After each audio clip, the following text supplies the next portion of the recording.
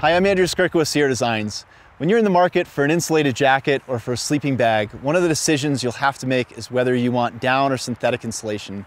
Down comes from geese and ducks. Synthetic insulation is a bunch of interwoven plastic fibers. You might see it branded as ClimaShield or Primaloft and many others. Down insulation, if you can afford it, is generally my recommendation. It's more compressible, it's warmer for its weight, and it lasts much longer, which makes it a better long-term investment.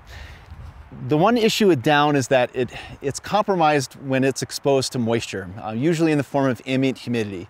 Synthetic insulations are not warm when wet, as you'll hear them advertised, unless you like to pee in your sleeping bag.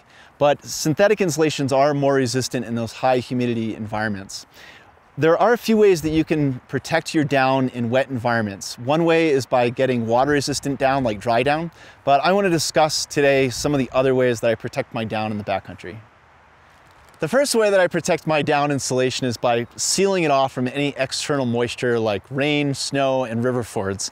I do this primarily by using these 20-gallon trash compactor bags made out of 2mm plastic. I like to put my sleeping bag in the bottom, and then I put the whole bag inside of my backpack and load all of my other gear on top. When I do encounter precipitation, I simply seal up the top of the bag before closing up my backpack. Next, I'm going to show you a few layering options to help protect your down.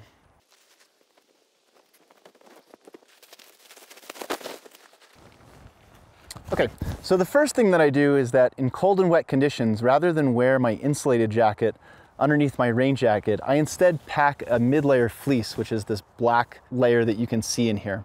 Wearing the mid-layer fleece, it helps keep me insulated and also helps buffer some moisture, but I save my insulated jacket for camp and cold rest stops.